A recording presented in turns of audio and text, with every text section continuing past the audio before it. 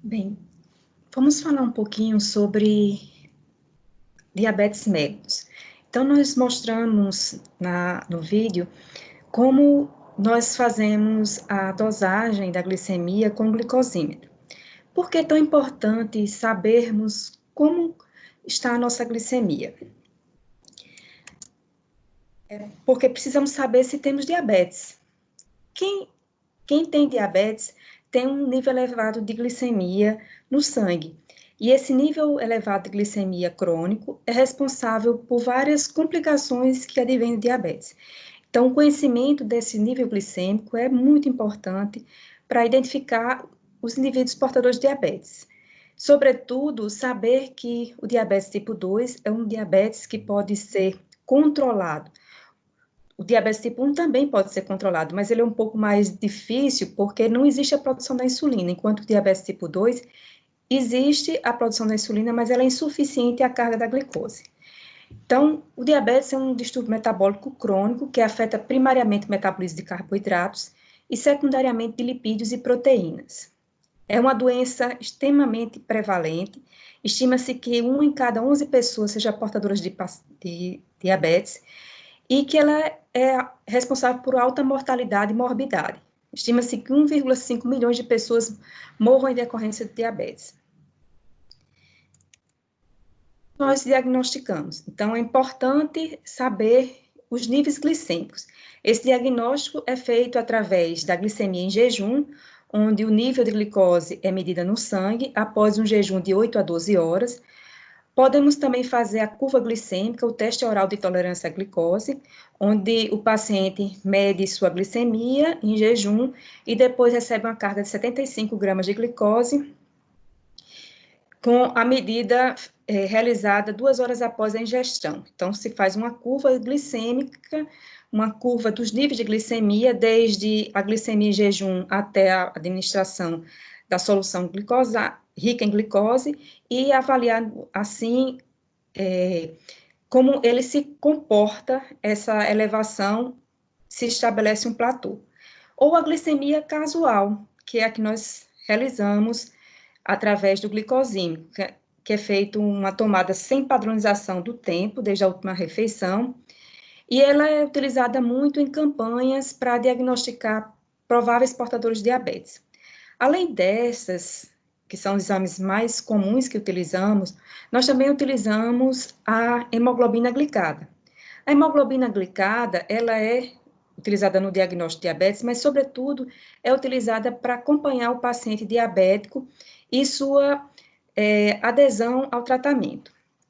Isto porque a glicose, ela, em altas concentrações, ela se une fortemente à hemácia, através da hemoglobina, e quando esses níveis encontram-se elevados na hemoglobina glicada, ela mostra que esse paciente apresenta níveis glicêmicos elevados ao longo de meses. Lembrando que a hemácia, ela é removida do sangue por cerca, tem uma vida média de 120 dias, então ela mostra um tempo mais extenso de como se comportou essa glicose no paciente.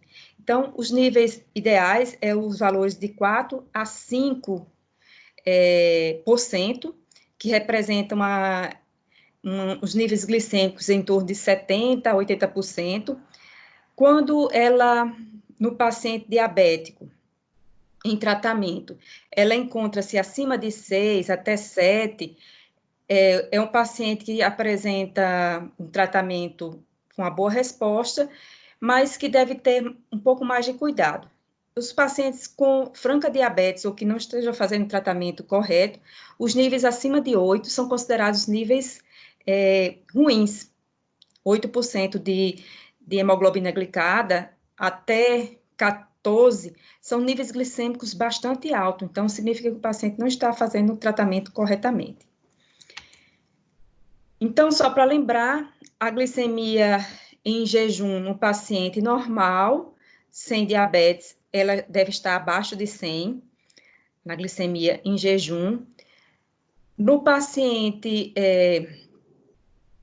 com uma certa tolerância à glicose, que alguns pessoas chamam de pré-diabético, os níveis glicêmicos entre 100 e 126 miligramas na glicemia em jejum, os valores que podem ser encontrados, e o paciente que já está com diabetes, esses níveis glicêmicos geralmente são superiores a 126 miligramas por decilitro. Na curva glicêmica, o indivíduo com glicemia normal tem que estar abaixo de 140 na curva glicêmica. Nos pacientes com uma tolerância à glicose diminuída, ele encontra entre 140 e 200, e nos pacientes em franca diabetes, acima de 200. A glicemia casual, níveis superior a 200 miligramas, com sinais e sintomas, é considerado paciente diabético. Lembrando que nessa glicemia casual, que não é feita com relação ao tempo, ela geralmente não apresenta o que esperaríamos uma glicemia em jejum, abaixo de 100. Geralmente ela está em torno de 100, 100 e pouco, porque não temos o tempo de jejum preconizado para a glicemia normal. Bem, quando nós falamos de diabetes, nós lembramos que existem duas formas de pacientes portadores de diabetes: os diabetes idiopáticos ou primários e os diabetes secundários. Os secundários, eles podem ser secundários a várias situações, e aqui a gente lembra do diabetes gestacional, que é uma forma de diabetes secundário, que representa uma condição temporária durante a gravidez, em que o paciente pode apresentar níveis glicêmicos elevados e tem um efeito muito danoso ao concepto de informação, que geralmente apresentam um grande peso, são grandes para a idade gestacional e que pode apresentar complicações logo após o nascimento. Já as formas primárias idiopáticas do diabetes, eles são classificados em dois tipos: o diabetes tipo 2, que representa 90% dos pacientes primários idiopáticos, e o diabetes tipo 1, que é o diabetes chamado insulina dependente, que representa 10% dos pacientes diabéticos. É os pacientes diabéticos tipo 2, cuja o diagnóstico, ele reflete, sobretudo, uma boa, quando precoce, uma boa resposta desse paciente aos tratamentos, porque ele tem secreção de insulina. No entanto, essa secreção da insulina é insuficiente à carga da glicose ou está relacionada com uma pouca resposta dessa insulina sobre a célula-alvo. Então, é um paciente que, perdendo peso, se alimentando com alimentos com baixo teor glicêmico e praticando atividade física, ele tende a controlar os níveis glicêmicos e, consequentemente, tende a ter uma vida normal. Já o paciente diabético tipo 1, ele tem uma diminuição da secreção da insulina por destruição das células beta, então não tem como você realizar um tratamento que não seja o tratamento ideal, que é a administração da insulina.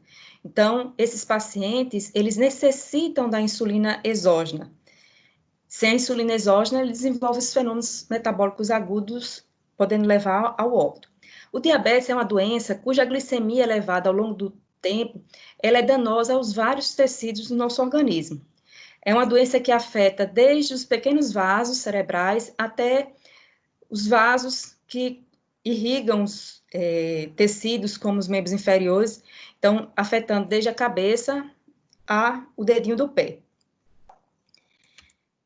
Então, só para reforçar, o diabetes tipo 1 é uma doença que tem um componente genético, que está associado à região de descompatibilidade, que desenvolve uma resposta autoimune contra as células beta, levando à destruição das células beta com diminuição da produção da insulina.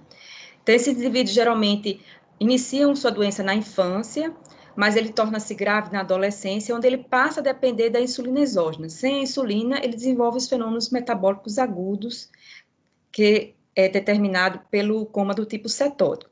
Então, o perfil geralmente são indivíduos com peso normal ou abaixo do peso e jovens. Já o diabetes tipo 2, que representa 90% dos diabetes primários, existe uma resistência periférica à insulina, uma diminuição da produção da insulina que é insuficiente à carga da glicose.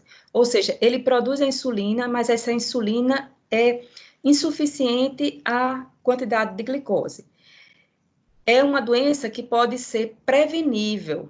Por quê? Porque ela está associada, sobretudo, a obesidade e o sedentarismo. Então, se o paciente já tem uma história familiar de diabetes, com pais, avós, tios portadores de diabetes, está acima do peso, é sedentário, ele tem grande chance de desenvolver diabetes. Mas se ao contrário disso, ele desenvolve processos que melhorem essa sua dieta, com baixo teor glicêmico, que pratique atividade física, provavelmente ele não vai desenvolver o diabetes tipo 2. Então, é uma doença que pode ser prevenível, e é o principal alvo do diagnóstico precoce. Você diagnosticando, você tem grande chance de evitar que o paciente evolua para as formas graves de diabetes. Já os diabetes secundários, entre eles diabetes gestacional, eles acontecem secundário a alguma situação. No caso, a gestação, ao pulo de hormônio, ganho de peso excessivo da gestante, e que, no caso do diabetes gestacional, se reflete sobretudo sobre o conceito de informação.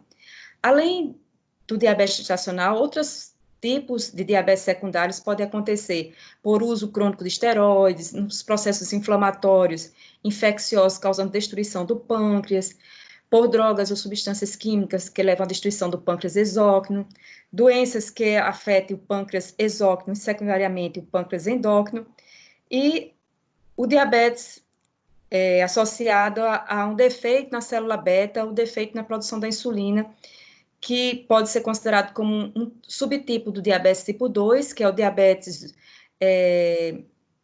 que acontece no paciente jovem, porém não associado necessariamente à obesidade, mas também não representa uma ausência da produção da insulina, e é considerado por muitos um diabetes do jovem com início da maturidade, de uma forma do tipo 2. Então, o diabetes, ele representa um distúrbio metabólico. Esse distúrbio metabólico crônico, causada pela hiperglicemia, ou elevação da glicose sanguínea, ele desempenha várias situações metabólicas no nosso organismo. Então, mesmo elevada a glicose, ela não entra dentro da célula. E não entrando dentro da célula, ela não é utilizada como fonte de energia. Então, por isso que o paciente sente muita fome, o que nós chamamos de polifagia. O excesso de perda de glicose na urina, que é a glicosúria, quando atinge o limiar renal de absorção, essa glicose é perdida, o paciente geralmente apresenta o que nós chamamos de poliúria, que urina muito, e geralmente uma urina doce. E por urinar muito e perder muito líquido, ele geralmente desenvolve o que nós chamamos de polidipsia, tem muita sede.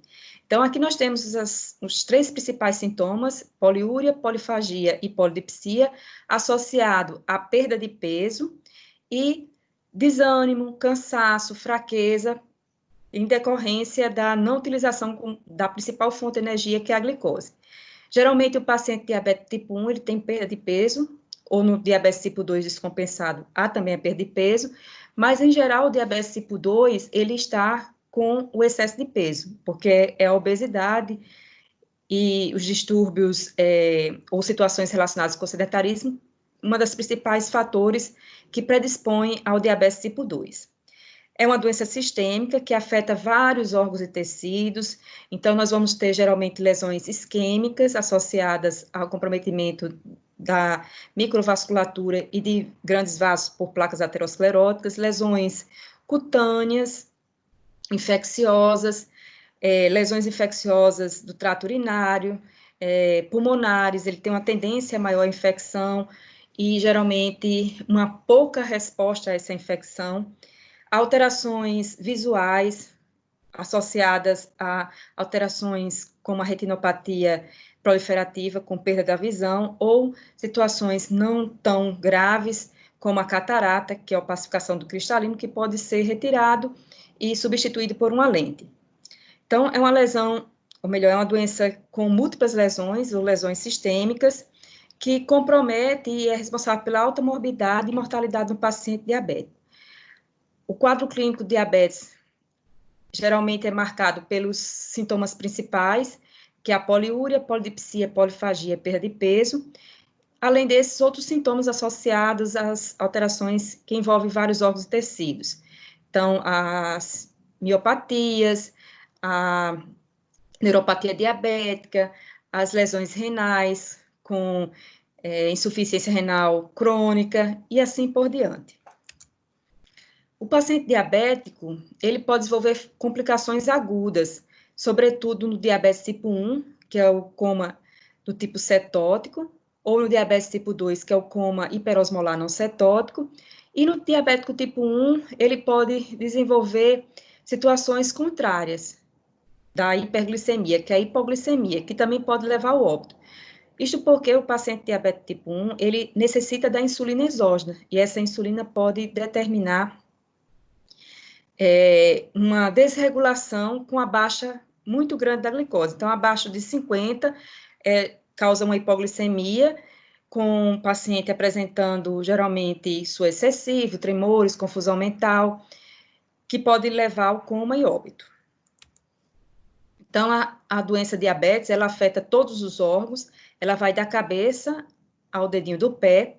As alterações, ela envolve alterações vasculares, com acidentes vasculares cerebrais, alterações oculares, que é a retinopatia, a catarata, o glaucoma, as alterações cardíacas, como a insuficiência cardíaca, a hipertensão, que não é do diabetes, mas ela complica o diabetes, a nefropatia diabética, que leva à insuficiência renal crônica, as neuropatias, tanto sensitiva quanto motora, quanto autônoma, levando à disfunção erétil, no caso do homem, incontinência retal e urinária.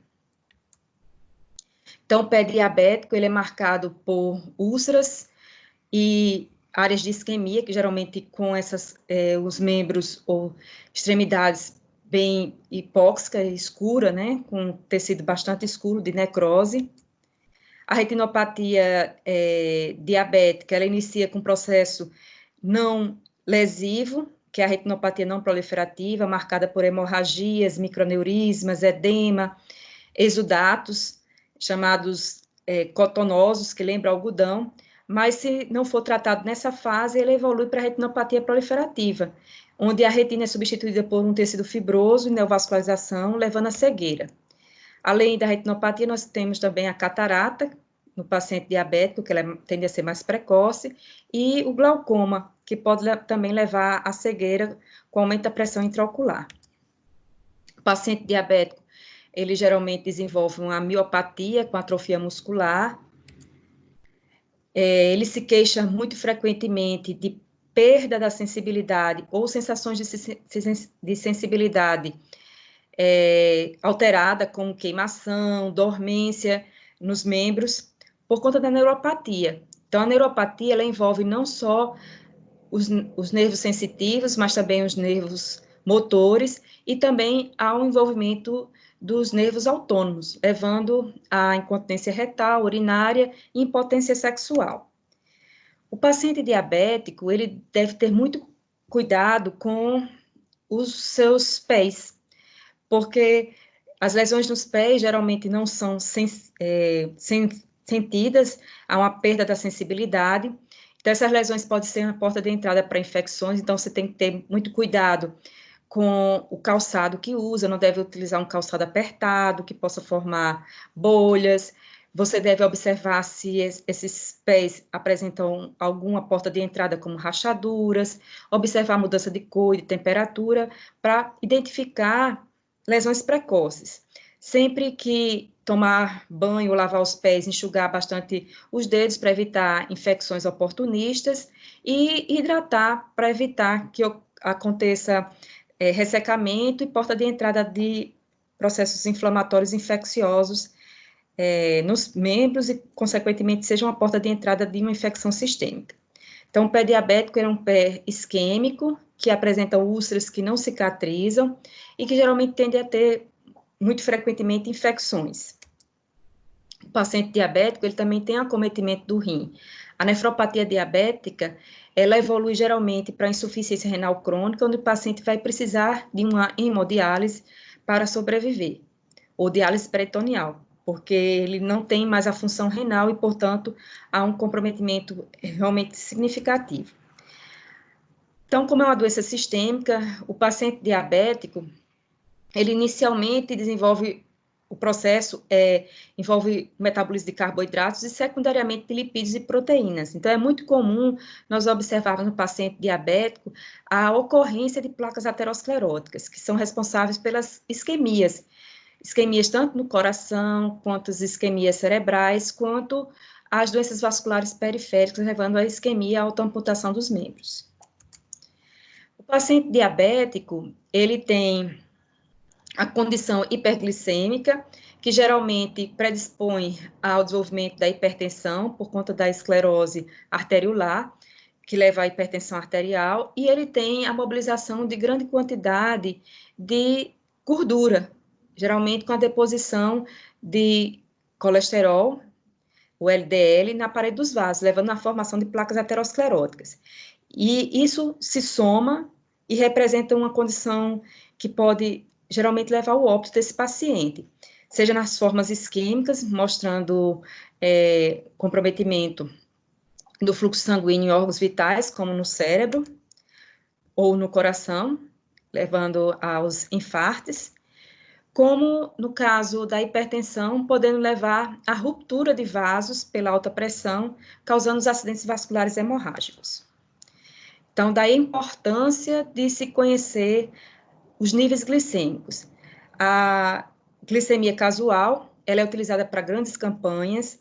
É interessante você ter o conhecimento de sua glicemia pelo menos uma vez por ano, e de preferência feita em laboratório com a glicemia em jejum, mas nas grandes campanhas é utilizado o teste com o glicosímetro. Então, lembrando que o diagnóstico mais adequado é a glicemia em jejum, a curva glicêmica, e, no caso do tratamento, você pode utilizar a hemoglobina glicada. A glicemia casual, ela é utilizada, geralmente, para identificar prováveis portadores em grandes grupos testados. É uma doença, diabetes é uma doença prevenível, então, sobretudo o diabetes tipo 2, que tem, vamos dizer, pilares, que envolve uma dieta com baixos níveis glicêmicos, atividade física. Por que a atividade física é tão importante?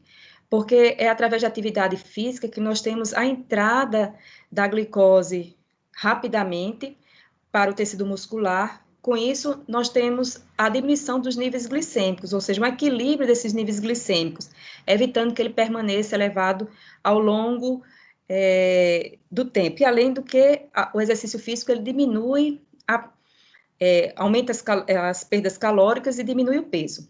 Então, o tratamento da obesidade é importante.